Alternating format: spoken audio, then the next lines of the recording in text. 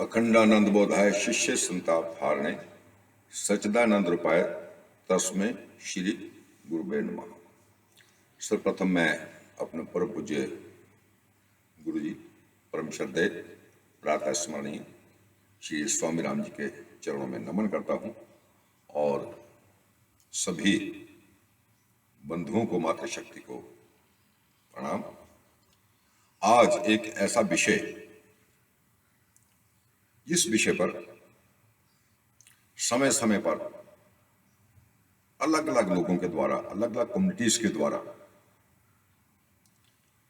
अलग अलग प्रकार की बातें, वक्तव्य अक्सर समाज में सुनने को मिलते हैं और वो विषय है प्रेत योनि। जो हमारी शास्त्रीय भाषा है उसमें प्रेत योनि कहा जाता है और जो नॉर्मल भाषा है उसमें भूत, जबकि भूत जो गुजर गया और काल समय, जो गुजर गया समय है उसको भी भूतकाल कहते हैं। और जो व्यक्ति इस दुनिया से जा चुका है, से शारीरिक रूप से जा चुका है, उसको भूत, और जहां की अमेरिकन भाषा में, जहां हम इंग्लिश में कहते हैं तो इसे घोस्ट कहते हैं।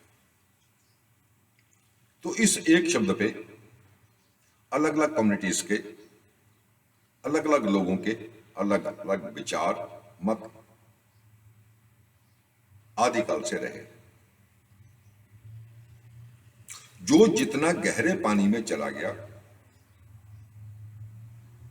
उसने उस पानी की गहराई के अनुरूप मोती समुद्र से खोज लिए। एक बहस का विषय नहीं है ये, बस इतना सही है कि जो जितनी गहराई में गया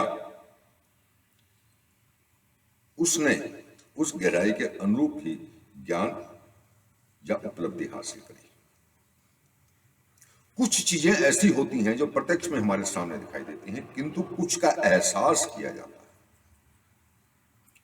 कुछ चीजें ऐसी हैं जिनको हम टच कर सकते हैं, जिनको हम भोग सकते हैं, खा सकते हैं, पी सकते हैं, चला सकते हैं, और कुछ चीजें हैं ऐसी जिनका सिर्फ मस्तिष्क के माध्यम से आभास किया था। जस्ट लाइक एक फूल, गुलाब का फूल या गेंदे का फूल, उसको हम देख सकते हैं, टच कर सकते हैं, तोड़ सकते हैं, मरोड़ सकते हैं, सब कुछ उसका कर सकते हैं, किंतु जो उसकी खुशबू है, जो उसकी स्मेल है, उस स्मेल को ना ही तो हम देख सकते हैं, ना ही उसे काट सकते हैं, ना ही उसे जला सकते हैं, ना ही उसे कुछ नहीं कर सकते। इसी तरीके से हमारे धर्म ग्रंथों में आत्मा, सोल, इसको बड़ी क्लियरली स्वीकार किया गया है। अब वो आत्मा ही एक नेचुरल सिस्टम के अनुरूप जहां उसे पहुंचना चाहिए, अगर वो वहां नहीं पहुंच पाती तो जो बीच का समय है, उस समय पे उस आत्मा को हम प्रेत योनि या भूत कह सकते हैं। हम एक एस्ट्रोलॉजिकली जो कैलकुलेशन है उसमें ये मानते हैं कि शनि का 12 राशियों में 2.5 साल प्रति राशि संचार करने के बाद 30 वर्ष में, 30 इयर्स में एक पूरे ब्रह्मांड का राउंड पूरा होता है। और मैं जब से ज्योतिष कर रहा हूं, मैंने शनि को शनि न कहकर शनि को ऑक्सीजन माना है, जिसके बल पर हम जिंदा हैं। सांस, जब तक सांस आ रहा तब तक जिंदगी है, जिसमें सांस आना बंद हो गया उस तरह हम डेड बॉडी हो जाएंगे। इसलिए भी शनि हमारे जीवन के लिए अनिवार्य है, क्योंकि सांस मस्ट है। एक टाइम पे प्यासे कुछ टाइम के लिए रह सकते हो, भूखे रह सकते हो, सांस तो लेना ही पड़ेगा। हमारे ज्योतिषीय ग्रंथों में शनि को उम्र का कारक भी माना गया है, एज का कारक माना गया है। और वो एज का कारक तो अपने आप ही हो गया, क्योंकि शनि के द्वारा प्रदत्त ऑक्सीजन जिस दिन हमारी बॉडी के अंदर जाना बंद होगी, हम डेड हो जाएंगे। अब हमारा जो मेन जो बेसिक जो हमारा आज का सब्जेक्ट है वो है बौद्ध प्रेत योनि। तो शनि महाराज 30 साल के अंदर 12 राशियों में संचार करते हैं, और ज्योतिषीय ग्रंथों का जो प्राचीन ज्योतिषीय ग्रंथ है, क्योंकि ज्योतिष भी एक बहुत बड़ा विषय है, खाली 9 ग्रह 12 राशि 27 नक्षत्रों की जानकारी करने से ज्योतिषी नहीं बन जाता आदमी, इसके लिए अध्ययन करना पड़ता है। और मैं तो ये मानता हूं कि जिंदगी भर हम स्टडी करते रहे, फिर भी हम ये नहीं अपने आप को कह सकते कि we are completely astrologers. No, in whole life I am student of astrology. क्यों? क्योंकि कुछ ना कुछ सीखने को मिलता था, प्रत्येक कदम पर, प्रत्येक जन्म को देखने को, प्रत्येक व्यक्ति को देखने के बाद हमें कुछ ना कुछ नया सीखने को मिलता है। तो सीखता कौन है? जो स्टूडेंट होता है, और जिसने कह लिया कि आई एम कंप्लीटली एस्ट्रोलॉजर, उससे बाद उसकी सीखने का जो घड़ा है वो उल्टा हो जाता है, अधोमुख हो जाता है, उसके अंदर फिर कुछ नहीं जाता। वो कहता है आई एम कंप्लीट, उससे बाद उसे अगर कुछ सीखने को, कुछ जानने को, कुछ तजर्बा करने की चीजें मिलती हैं तो उसको अवॉइड कर देता है। तो उसको मैं स्टूडेंट नहीं मानता, इसलिए प्रत्येक ज्योतिषी को कुछ ना कुछ सीखते रहना चाहिए। तो अकॉर्डिंग टू माई ओपिनियन 30 राशि में शनि ने 30 सालों में शनि ने 12 राशियों का भ्रमण किया। तो जो प्राचीन ज्योतिषीय ग्रंथ हैं उनके मतानुसार प्रत्येक व्यक्ति की आयु 120 ईयर्स बताई गई है, 120 साल बताई गई है। शनि के 4 राउंड, 30 साल का एक राउंड, 4 राउंड 120 साल। जो शास्त्रोक्त एज है आदमी की वो 120 वर्ष है। अब वो बात एक अलग है कि नॉर्मली ये कोई व्हीकल्स है, उसकी एक प्रॉपर एक एज सेटल करी जाती है, लाइफ सेटल करी जाती है। कोई भी इंस्ट्रूमेंट्स है, इलेक्ट्रॉनिक इंस्ट्रूमेंट्स है, उसकी एक 200 आवर 300 आवर्स, हमारे पास फोन है, लैपटॉप है, जितने भी इंस्ट्रूमेंट्स हैं इनकी एक लाइफ होती है 200 आवर 300 आवर 400 आवर्स, इसने कंटिन्यू चलना। आफ्टर दैट इसने डिस्ट्रॉय हो जाना, स्पॉइल हो जाना, जीरो हो जाना, नष्ट हो जाना। इसी तरीके से व्यक्ति की आयु 120 ईयर्स हमारे ज्योतिषीय ग्रंथों में बताई गई है। अब बात यह है कि जिस तरीके से हमारे फोन की एज 200 आवर्स लिखी है, और हमने अभी 1 घंटा जलाया उसे और उठाकर गाड़ी के टायर के नीचे डाल दिया,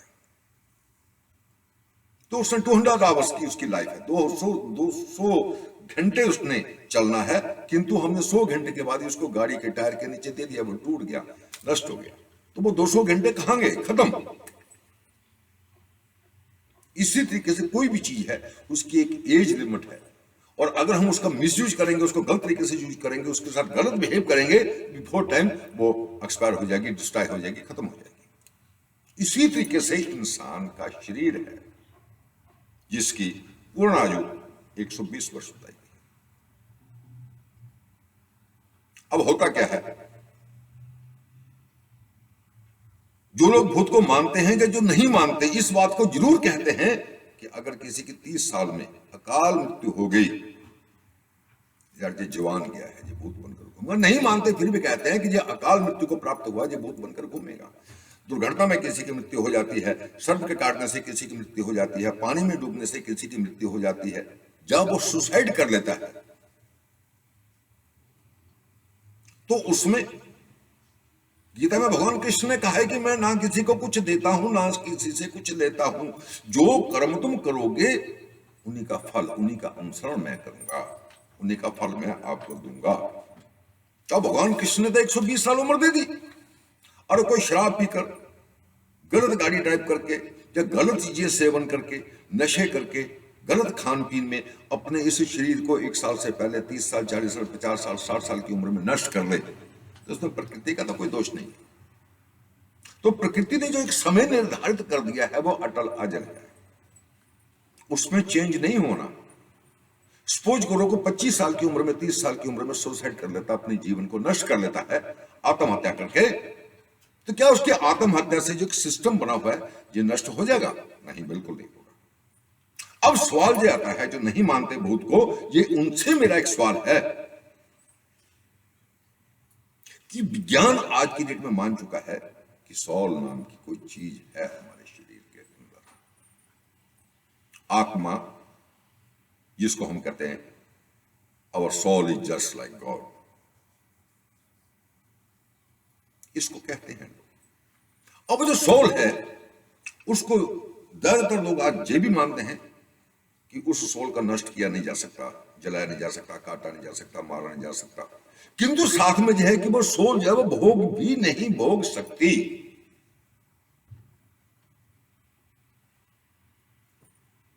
भगवान कृष्ण ने साफ कहा कि कोई आत्मा को मार नहीं सकता, जला नहीं सकता, साथ में यह भी है कि वो आत्मा भोग भी भोग नहीं सकती। भोग भोगने के लिए स्थूल शरीर का होना अति आवश्यक है। अब किसी ने वही बात 30 साल की एज में उसने आत्महत्या कर ली, कंप्लीट एज उसके 120 है, और जंग एज में प्रत्येक व्यक्ति की अभिलाषाएं होती हैं, इच्छाएं होती हैं, जस्ट लाइक कि मैं ये गाड़ी चलाऊंगा, मैं ये भोजन करूंगा, मैं ये काम करूंगा, मैं ये काम करूंगा, मैं घर बनाया, घर में रहूंगा, मैंने इतना पैसा कमाया, इस पैसे को यूज करूंगा, मतलब दुनिया भर की इच्छाएं होती हैं, भोग विलास सारे आदमी के दिमाग में भरे रहते हैं, और विशेष करके जंग एज में भरे रहते हैं।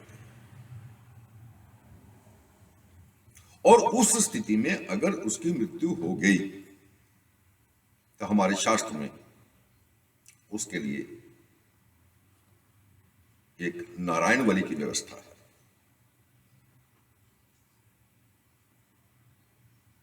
मैं ये नहीं कहता कि जो नारायण बलि नहीं करते वो गलत है, उनकी अपनी सोच है। प्रॉपर डेथ के 10 दिन तक गरुड़ पुराण का पाठ किया जाता है, बहुत से लोग नहीं करते। तो मैं जहां भी नहीं ये कहूंगा कि वो गलत है, वो सही है अपनी जगह। क्यों? भगवान कृष्ण ने जब अर्जुन को उपदेश दिया तो सब कुछ बता दिया, सब कुछ बता दिया, खोलकर डिटेल बता दिया सब कुछ। उसके बावजूद भी एक शब्द लास्ट में कह दिया कि हे अर्जुन, अगर तुम मेरी कही बातों को मानो तो अच्छा, ना मानो तो भी मुझ पे कोई फर्क नहीं पड़ता, मेरा फर्ज था आपको बताना, सो मैंने आपको बता दिया। अब शास्त्र में आफ्टर डेथ गरुड़ पुराण मस्त बताया गया।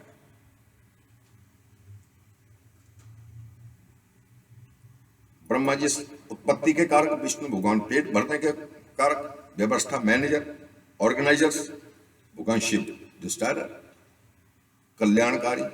इस शरीर के आत्मा का, इस शरीर से आत्मा का जो विसर्जन होता है उसका कार्य भगवान शिव के पास है, इसलिए उनको कल्याणकारी कहा गया। मां महाकाली को प्रथम स्थान दिया गया है क्योंकि डिस्ट्रॉय के बाद ही उत्पत्ति है। भगवान शिव को नाथों के नाथ भोलेनाथ कहा गया है। क्यों? क्योंकि अगर भगवान शिव इस शरीर से आत्मा को अलग नहीं करेंगे तो उस आत्मा को नया शरीर कैसे धारण होगा। तो सारी आइडियोलॉजी यहीं घूम कर आती है कि है, घोस्ट कह लो, भूत कह लो, प्रेत कह लो।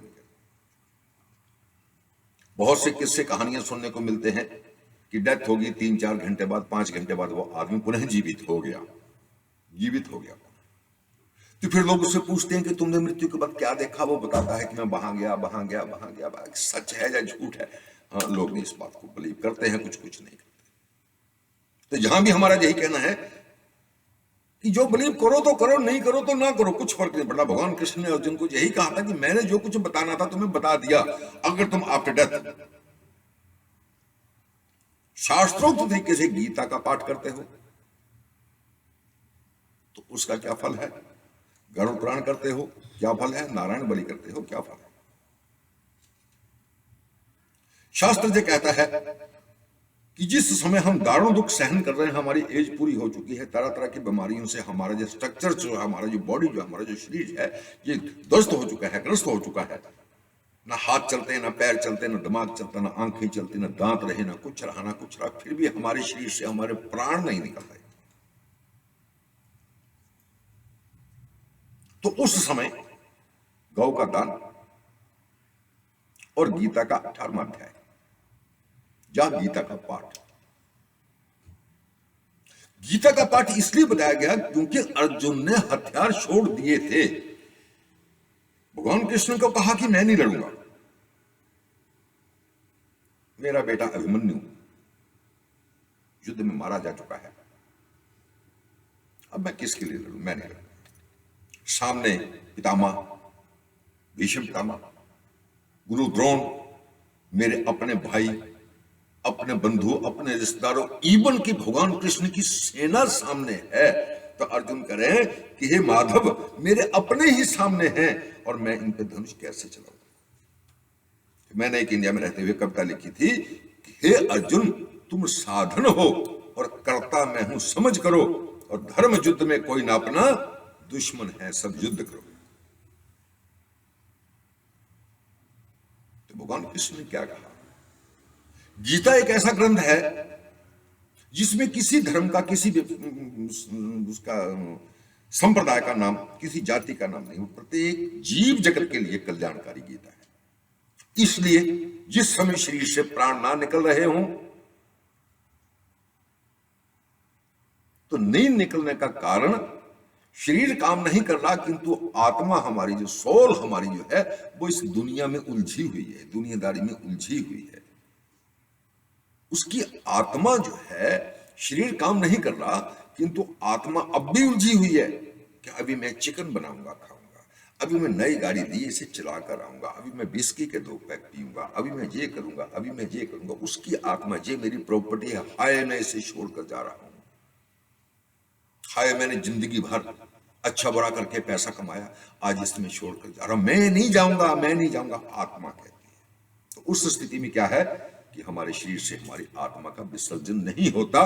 दारुण दुख सहन करके भी हम मरना नहीं चाहते, हमारी आत्मा शरीर का त्याग नहीं करना चाहती।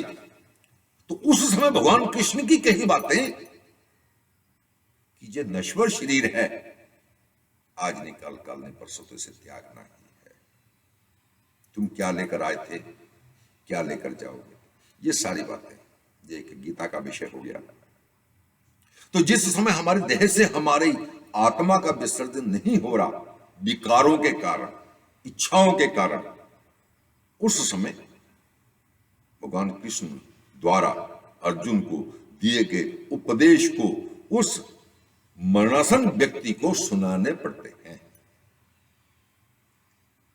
क्योंकि लॉर्ड कृष्ण है, क्योंकि भगवान कृष्ण है। और उस व्यक्ति ने भी, भले ही उसकी इच्छाओं की पूर्ति ना हुई हो, भले ही उसकी इच्छाएं अभी बाकी हो, किंतु वो भगवान कृष्ण को तो जानता है ना। जीवन भर उसने भगवान कृष्ण की आराधना की है, नहीं की, किंतु दुख में तो कन्हैया जी को याद करता ही है। एक नॉर्मल उदाहरण है कि गर्मियों में हम गंगा जी पर स्नान करने जाते हैं, गर्मी लग रही होती है, गंगा जी में कूदते, आह क्या आराम आ रहा, क्या आराम आ रहा। और वही गंगा जी में जब हम सर्दियों में जाते हैं, जनवरी दिसंबर में जाते हैं, राम राम राम राम राम राम राम, तो जब वो दारुण दुख सहन कर रहा होता है, उस समय कन्हैया जी निश्चित उसे याद आते हैं। नाथों के नाथ भोलेनाथ निश्चित उसे याद आते हैं, प्रभु राम मुस्कुराते हुए निश्चित याद आते हैं। तो उस समय वही कन्हैया जी की अर्जुन को जो बताई हुई बातें थी, वो उनको सुनाई जाती है, उसकी आत्मा को सुनाई जाती है, जिसके कारण उसकी आत्मा इस दुनियादारी से अपना मोह त्याग कर और अगले रास्ते को प्रशस्त करे। गीता का अंतिम समय का प्रयोग। अब लोग गीता को जीवित रहते हुए पढ़ते हैं, बहुत अच्छी है, क्योंकि जितना गीता का अध्ययन करेंगे उतना हम पाप से, लोभ से, अहंकार से अपने आप को मुक्त करेंगे। सच्चाई क्या है हमें गीता ने बताया। अब जहां गीता का शरीर त्यागने के बाद चैप्टर खत्म हो जाता है, अब हमारी भाषा में, हमारे शास्त्रों में ये कहा गया गति प्राप्त करना आत्मा को। हमारे साइंटिस्ट, ऑल ओवर वर्ल्ड के साइंटिस्ट दूसरे ग्रहों पे जाते हैं, वहां जाकर एलियंस कहते हैं, दूसरे ग्रह के मानव कहते हैं, कुछ कुछ कहते हैं, उनको ढूंढते हैं, कैमरे ले लेकर जाते हैं, उनको ढूंढते हैं।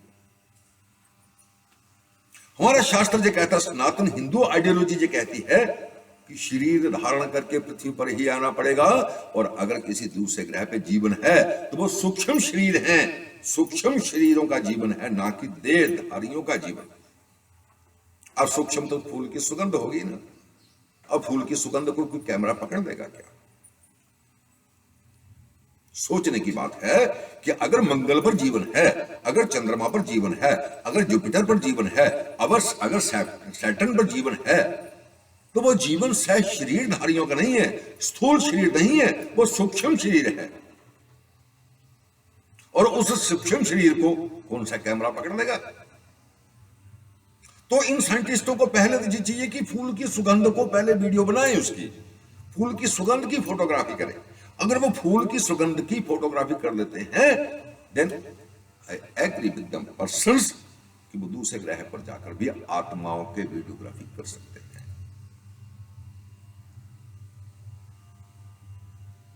स्वस्तिवाचन, जिसमें सब लोगों के बारे में बताया गया है, भरे पड़े हैं ग्रंथ, किस किस लोक में, विष्णु लोक, ब्रह्म लोक, इंद्र लोक। तो ऐसा नहीं कि वहां इंद्र नहीं है, ऐसा नहीं कि विष्णु लोक में कोई है नहीं, है, किंतु किस फॉर्म में है? सूक्ष्म रूप में है, सूक्ष्म फॉर्म में। और उस सूक्ष्म फॉर्म को किसी भी साइंटिस्ट का कैमरा कैच नहीं कर सकता। अब बात हमारी हो रही थी गति की, after death, before death. Gita, इस शरीर से आत्मा की मुक्ति के लिए गीता अनिवार्य है उस व्यक्ति के लिए जिसकी मोह माया छूटी ना। और आफ्टर डेथ, जो 10 दिन का समय होता है, ईश्वरीय सत्ता के तहत इस 10 दिनों के अंदर आफ्टर डेथ आत्मा को वहीं अपने परिवार के, अपने घर के चारों तरफ रहना होता है।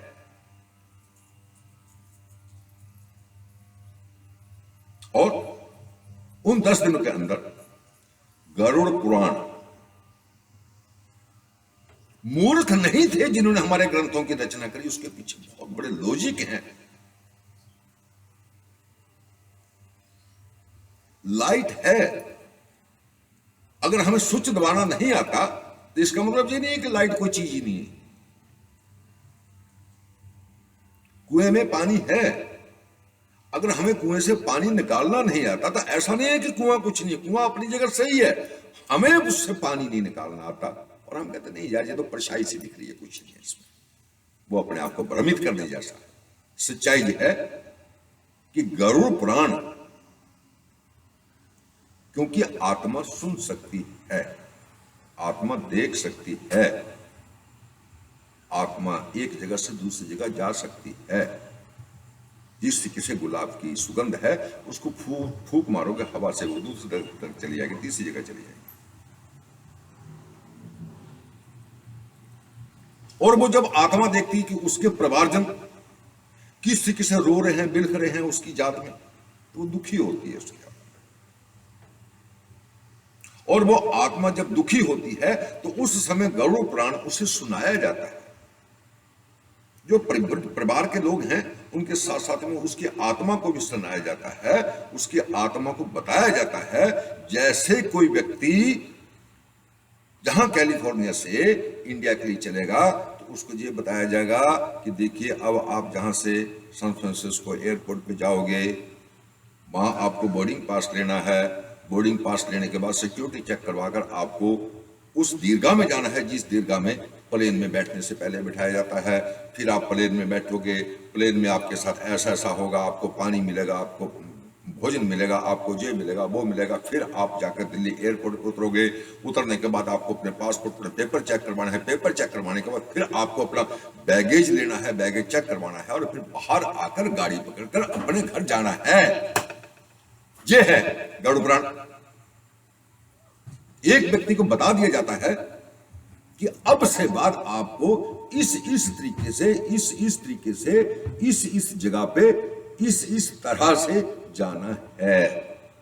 मेंटेन योर सेल्फ, अपने आप को तैयार करो। 10 दिन तक पिंडदान दिया जाता है,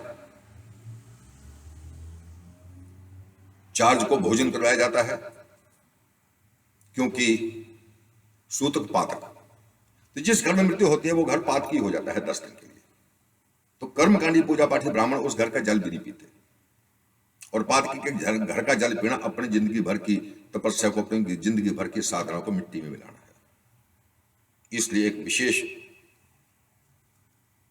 कार्य करने वाले लोग होते हैं जिसको चार्ज भी कहते हैं, जो शमशान में दाह संस्कार करवाते हैं और आफ्टर डेथ पिंडदान करवाते हैं। और अगर कोई ब्राह्मण उस परिवार में अगर गरुड़ पुराण का पाठ करता है तो उस घर का पानी नहीं पीता। 10 दिन के बाद कपड़े धोए जाते हैं, सब कुछ किया जाता है। उसके बाद गायत्री का पाठ। क्यों? परिवार से किसी व्यक्ति के बिछुड़ जाने के बाद मानसिक रूप से आदमी बीमार हो जाता है, शारीरिक रूप से नहीं, मानसिक रूप से बीमार हो जाता है। तो उस मानसिक रूप से बीमार व्यक्ति को पुनः मानसिक रूप से स्वस्थ करने के लिए गायत्री का पाठ किया जाता है, क्योंकि गायत्री का संबंध सिर्फ दिमाग से है। ओम भूर्भुवः स्वः तत्सवितुर्वरेण्यं भर्गो देवस्य धीमहि धियो जो न प्रचोदयात्। इस मंत्र से हमारे ये ब्रह्मरंध्र, जो ब्रह्म ग्रंथि जो है, मेन मस्तिष्क की जो ग्रंथि है जिसपे हम तिलक लगाते हैं, इसको एक्सरसाइज मिलती है। और इसकी पुरस्कृत विधि जब गायत्री का पाठ हो जाता है और उसका हवन हो जाता है, तो वो परिवार, जिस परिवार का कोई व्यक्ति शरीर त्याग चुका है, वो व्यक्ति जो जा चुका है, उस व्यक्ति के परिवार वाले मानसिक रूप से अपने आप को मेंटेन कर लेते हैं, क्योंकि उन्होंने तो जीवन जीना है, उनकी जो दायित्व है, उनके जो फर्ज हैं, उन्हें तो उनका निर्वाह करना है ना। इसलिए उनको after 10 days up to 13 days, 14 days, 15 days, 16 days Gayatri का पाठ करा कर उसका दशांश हवन करवाया जाता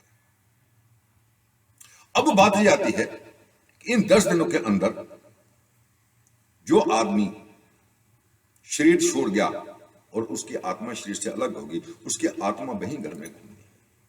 10 दिन के बाद अगर विधिवत तरीके से उसका पूजा पाठ हो गया, विधिवत तरीके से उसने जो उसे सुनाया गया, कन्हैया जी का गरुड़ पुराण सुनाया गया, जो भी सुनाया गया, अगर उसकी उस आत्मा ने उन बातों को एक्सेप्ट कर लिया, तो उसका उस परिवार से मोह खत्म हो जाएगा, दुनियादारी से मोह खत्म हो जाएगा। जब मोह खत्म हो जाएगा, उसका विष्णु धाम में चलने में ध्यान लग जाएगा। उस स्थिति में अगर उसकी उम्र 70 साल है, 80 साल है, 30 साल है, 50 साल है, तो 120 साल तक वो आत्मा शांत चित्त प्रभु का भजन करेगी, किसी को परेशान नहीं करेगी, किसी को दुखी नहीं करेगी। और अगर वो आत्मा अतृप्त है और जो शास्त्रों में लिखा है उसका अनुसरण नहीं किया गया, किसी कारण उस आत्मा की इस दुनियादारी में अटैचमेंट बराबर रही, उस स्थिति में उसको प्रेत योनि में आना पड़ेगा। पितर हैं, पितरों की पूजा हम करते हैं, उनकी पूजा करते हैं। पितर में और प्रेत में काफी समानता है, किंतु पितर उनको अधिकार ईश्वरीय सत्ता के तहत अपने ही परिवार के द्वारा विशेष दिनों में, वो दिन कैसे सेटल किए जाते हैं, उन दिनों में उनका कैसे आना परिवार में होता है, एक अलग विषय अगले कोई वीडियो में हम डालेंगे। तो हमारे जो पितृ पूर्वज होते हैं, अगर वो सात्विक भाव से इस दुनियादारी से मोह त्याग चुके हैं और ईश्वर की शरण में अपने आप को लगा चुके हैं, तो ईश्वरीय सत्ता का तहत तो उनको समय दिया जाता है कि जाइए इस दिन, जस्ट लाइक पितृपक्ष, आप अपने परिवार द्वारा आपके नाम का जो किया जा रहा है उसको सूक्ष्म रूप से ग्रहण करें। और अगर किसी व्यक्ति के अंदर ढेर तमोगुण है, दुनियादारी से उसका मोह छूटा नहीं, आफ्टर डेथ शास्त्रोक्त तरीके से उसका जो कर्म होता वो नहीं किया, कोई जंगे है, एज में गया है, उसकी नैणमणि नहीं करवाई, तो निश्चित है कि वो प्रेत जोनि में, और प्रेत जोनि में रहने के बाद भी अगर वो व्यक्ति जीवित रहते हुए तमोगुण प्रधान है, तामसी है, तो वो आफ्टर डेथ लोगों को परेशान करेगा। और अगर कोई बड़े बड़े सन्यासी जब शरीर त्याग जाते हैं, उनकी पूजा करते है वो भी जोनि वही प्रेत जोनि में है, किंतु उनकी आत्मा निर्मल है, सात्विक है, तृप्त है, उनकी इच्छाएं नहीं है, उनके भोग व्यास की इच्छा नहीं है। उस स्थिति में वो पूज्य हो जाते हैं, जैसे हमारे अपने पितृ पूर्वज हमारे लिए। और जिनकी इच्छाओं की पूर्ति नहीं होती और उनको ईश्वर के चरणों में मोबिलाइज करने का साधन जो है, जो हमारे हिंदू आइडियोलॉजी में बताया गया, उसको भी अडॉप्ट नहीं किया जाता। जिस एज में शरीर त्यागा है, वहां से 120 साल तक, जो हमारे शास्त्र कहते हैं, प्रेत योनि में रहना पड़ता है। और इसका एक प्रमाण है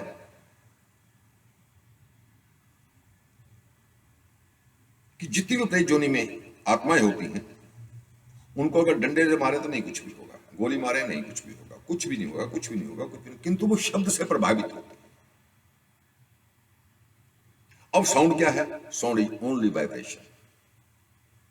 आप कभी कॉलम हो, स्पीकर हो घर पर रखा, उसकी फुल आवाज करके उसके आगे ऐसे हाथ करेंगे तो हवा आपको लथेड़े मारेगी। जब ढोल बजेगा, जब म्यूजिक बजेगा, तो हवा, तो वाइब्रेशन है। और ये साउंड गुलाब के फूल को भी आगे पीछे कर सकती है। इसी तरीके से जैसे साउंड आत्मा को भी आगे पीछे वाइब्रेट कर सकती है। और साउंड में शब्दों का, कुछ विशेष शब्दों का समूह उस आत्मा को सुख या दुख दे सकता है। कुछ विशेष शब्दों का समूह उस आत्मा को या तो वहां बुला सकता है या वहां से भगा सकता है। इसलिए जब भी कोई प्रेतग्रस्त व्यक्ति होता है तो उसके ऊपर से मंत्र काम करता है, हवन काम करता है, यज्ञ काम करता है,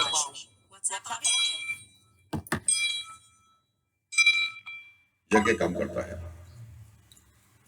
क्योंकि यज्ञ में जो औषधि डाली जाती है वो भी सूक्ष्म होकर, सूक्ष्म को सूक्ष्म के तरीके से अपना प्रभाव देती है। तो एक बहुत लंबी बहस है, बहुत लंबा विषय है ये। इस पे जितना बोला जाए, कहा जाए, कम है। किंतु अगर हम ये माने कि प्रेत आत्मा का कोई अस्तित्व नहीं है, तो शायद ये हमारा कहना गलत होगा। और अंत में मैं फिर वही कहूंगा कि जो गुरु महाराज के आशीर्वाद से प्राप्त किया, जो थोड़ा बहुत अध्ययन किया, जो महसूस किया, वो आपसे शेयर कर रहा हूं। और वही भगवान कृष्ण जी की अर्जुन से कही हुई बात कि जरूरी नहीं है कि हर व्यक्ति की हर बात को मानो। कान दो हैं, एक से सुनो, दूसरे से निकाल दो। ये कोई क्रिटिसाइज करने का विषय नहीं है। अभी इंडिया में एक तो यूनिवर्सिटी भी ऐसी हैं जिन पे इस पर सर्च हो रही है, जिस परमाणु विज्ञान या इंस्ट्रूमेंट भी कुछ ऐसे आगे हैं। मेरे पास भी कुछ ऐसे इंस्ट्रूमेंट हैं, क्योंकि मैंने इंडिया में कम, जहां पे ज्यादा इन चीजों का प्रभाव महसूस किया। अब इंस्ट्रूमेंट भी ऐसे आगे हैं कि एक ही कमरे में अलग अलग टेम्परेचर अगर महसूस हो रहा है तो समथिंग इज रॉन्ग।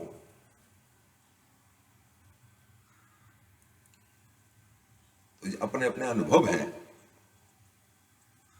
फिलहाल मेरा इतना मानना है कि आत्मा है, और वो अगर सात्विक आत्मा है